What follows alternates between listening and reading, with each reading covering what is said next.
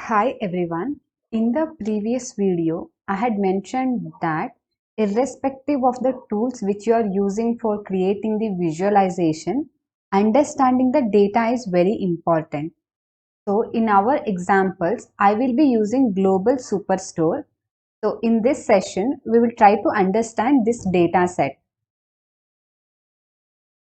First, first thing is that there are two different types of Superstore dataset available. One is sample Superstore and the other one is global Superstore. In our example, I will be using global Superstore. Superstore is a store which sells different types of products. Like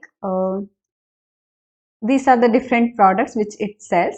There are different categories also, subcategories also, like chairs, phones, like, and then tables, binders.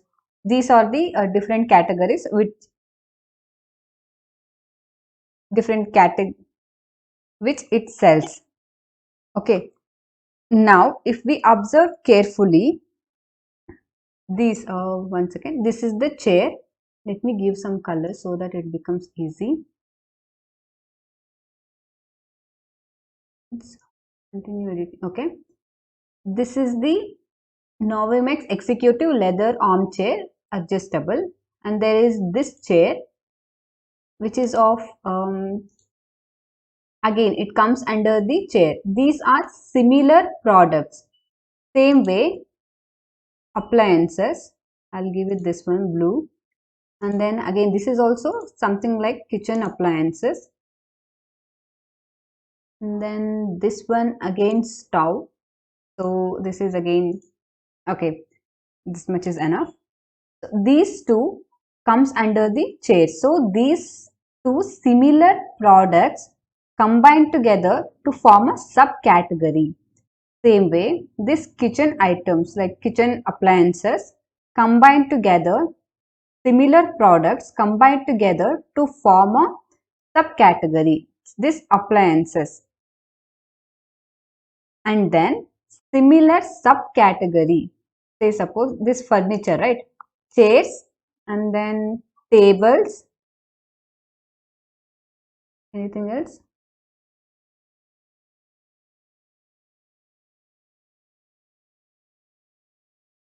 Okay. This tables and chairs are it is a similar products. These similar subcategory combine to form a category. So this is the hierarchy in our data set. So there are mainly three categories which consists of different subcategory. Again, each subcategory consists of similar products. I came here just to show you this. This is the category. There are three different categories, and then okay, I need to unhide this. In the previous example, we have just hidden that. Okay, these are the subcategories. The bookcases, chairs, furnishing and tables, which comes under the furniture. Office supplies, this appliances, art, binders, envelope, all this comes under the office supplies. And then product name. Okay. See, these are all similar products. Similar products combined together to form this subcategory. Similar subcategory combined together to form a category. This is the product hierarchy in our data set. So each product name can be identified using the product ID. This product ID is unique for individual product name. When a customer comes to Superstore and places an order ID is created, which is not unique. Like that means an order ID cannot be used for identifying the unique record in the table. So actually order ID is not unique.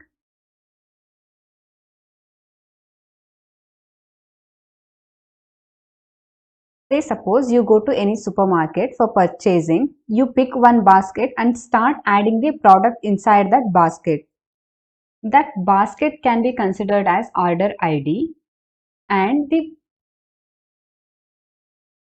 per basket you can add multiple products inside the basket. So the same way in here also, one order can have multiple products. If you ever ordered on the Amazon or Flipkart, for one order you can actually place multiple products inside the order. So that order ID is not unique in our case. Okay, and it records when that order is being created. So order ID is also being recorded, and the ship date, when actually the order ID is, sorry, when exactly the order is being shipped to the customer. Ship mode, there are multiple ship mode like same day, second class or first class, depending on the user requirement. It will be if it is very urgent order, then probably the user has selected same day. And then this is the customer information, customer ID, customer name, what is the segment. There are actually three different segments: consumer, corporate, and then home office. And then next is the like the address for the individual customer, like the city, state, country, and then postal code. Since we are using global superstore, there are orders from the multiple market regions, so all over the world. So US or APAC or EU, Africa, what is the market, and then region which is related to this market. And then we had seen product, category, subcategory. Okay, we had seen this. And if we come back to this row ID, this is the column which can be used for identifying the individual record. So this can be considered as a key. This is the primary key for this table. This is about the descriptive values. So now let's see. Come back here. This customer Rick, what is the exact, how many quantities of this product is being placed over the wireless access system? How much he has placed, how many quantity? So he has placed actually 7. Was there any discount? No. Did we made profit out of it? Yes. What is the exact sales amount? So these are the quantitative values, which is being also called as measures. Okay. And then shipping cost. What was the shipping cost? Order priority, whether it is critical, medium, high or low. Okay, this is one more column. This is about the data set. I hope you have got the basic understanding about the data set. I would like to repeat one more time, just fast. Similar products combined together to form a subcategory. Same way, similar subcategory forms the category. This is the product hierarchy in our data set. Each product name can be identified using the product ID. And when a customer comes to Superstore and places the order, then order ID is being generated, which is not unique. Order date is being recorded. When the order is being shipped, it is being recorded. What is the ship mode the user has requested? And then customer details, customer ID, customer name, what is the segment, and then address for the user, city, state, and from which location are they from. Okay, and then we have the row ID, which is the unique identification value for unique. Using the row ID, we can actually identify the unique column in our case, so which is a key column in our data set. And we have order priority, which is again a descriptive value, and all the measures are present on the, and there are few measures: sales, quantity, discount, and profit. Okay, this global superstore has actually 3 tabs: orders, returns, and people. This people is These are the regional manager for whatever the regions which are present here. Okay, and then returns, whether the order is being returned or not. It is actually a subset of orders sheet or orders table. So whatever the order ID present here must be appeared in this case in here.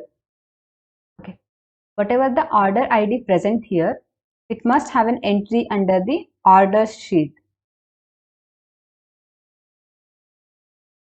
One more point which we have to observe here, when an order is returned, that means every individual product in that order is being returned.